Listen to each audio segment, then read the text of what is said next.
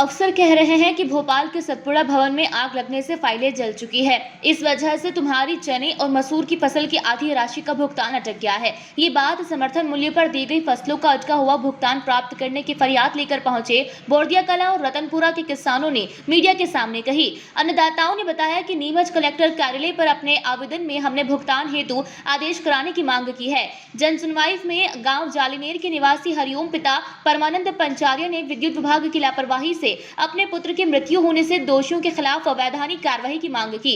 हरिओम ने अपने आवेदन में कहा है कि विद्युत विभाग की लापरवाही से घटित इस घटना की सूक्ष्म और निष्पक्ष जांच न्याय हित में करवाई जाए ताकि भविष्य में इसकी पुनरावृत्ति न हो।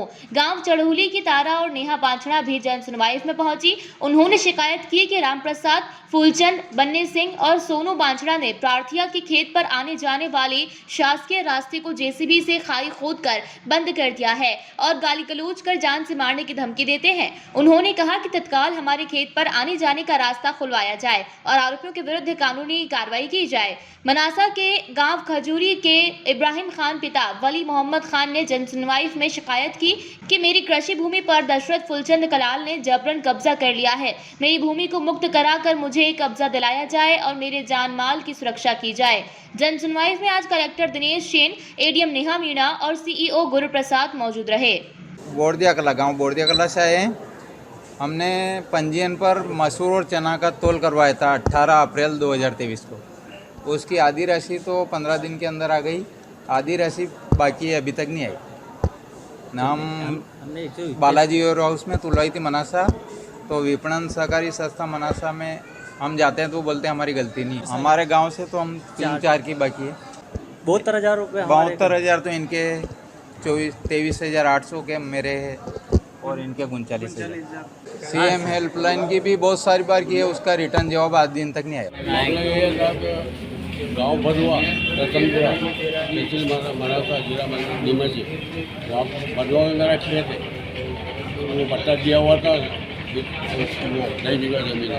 मैंने तो आज के 10-12 साल पहले कलाल है चौधरी, उसको है जो पार्टी दे दिया था, दशरथ पिता फूलचंद चौधरी, उसको पार्टी दे रखा था।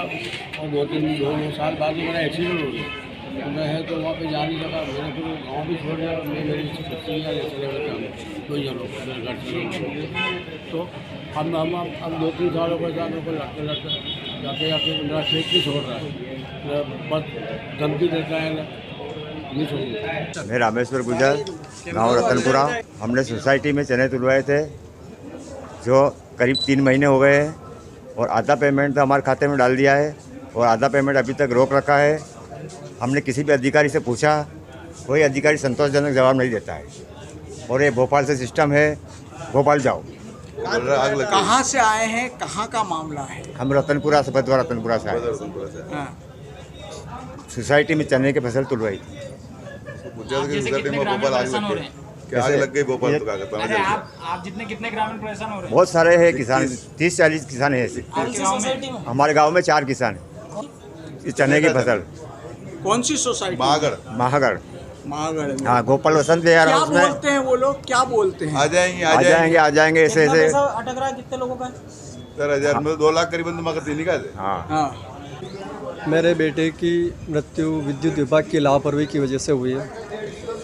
जहाँ से तार टूटा वहाँ से 5 पोल आगे तक पतले तार लगा रखे हैं। मेरे खेत के ऊपर ही पतले तार, उससे पीछे भी मोटे तार हैं और उससे आगे भी मोटे तार हैं। एक बार आवेदन मैंने कलेक्टर साहब के यहाँ 30/5 को पहले भी दिया था और आज भी आवेदन दे रहा हूँ और पुलिस के द्वारा भी कार्रवाई नहीं की जा रही। कहा जा रहा है कि एमपीबी के अधिकारियों के द्वारा नाम दिया जाए किसी का भी। अधीक्षक यंत्री के यहाँ भी मैंने आवेदन दिया है और एसपी साहब के यहाँ भी आवेदन दिया है। उसके बावजूद भी 6 महीने से ऊपर हो गए, घूमते घूमते आज दिन तक कोई कार्रवाई नहीं हुई।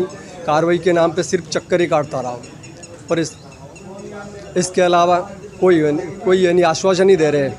एसडीएम साहब के पास गया, पुलिस एसडीओपी के पास गया, थाने में गया, थाना प्रभारी के पास और आवेदन दिए, तो सिर्फ मर्ग ही कायम किया। उसके अलावा कोई कोशिश नहीं की गई और कार्रवाई को बिल्कुल आगे नहीं बढ़ाया गया। और मैंने बहुत सारे सबूत लाकर भी पुलिस को दिए। ये काम पुलिस को करना चाहिए जो काम मैंने किया, उसके बावजूद भी आज दिन तक कोई कार्रवाई नहीं हुई। हम रहने वाले चड़ोली के हैं, नीमच जिला तहसील नीमच लगती है हमारी। और हमारे गांव का रास्ता है ना कुएं पे जाने का, वो रास्ता बंद कर दिया। 8 दिन हो गए उस रास्ते को बंद किए हुए। और फुरचंद, राजू, रोशन, राम प्रसाद और बने सिंह, इन्होंने मिलकर ऋतिक, सोम, इन्होंने मिलकर हमारा रास्ता बंद कर दिया और हमको कुएं पे आने जाने नहीं दे रहे। भैंसें हमारी घर पे बंधी है, गाय हमारी घर पे बंधी है, बकरी घर पे बंधी है, पानी का कुछ व्यवस्था नहीं है वहाँ पे घर पे, और हमको कुएं पे आने जाने नहीं दे रहे। और को घास वास भी कुएं पे है हमारे, बिल्कुल आने जाने नहीं दे रहे। सास की जमीन का आने जाने का रास्ता रोक दिया उन्होंने। तो आपने इसके अलावा किसी को खबर? हाँ दी, रिपोर्ट भी 2 बार डाली हमने थाने में, और यहाँ मैडम से भी हमने ये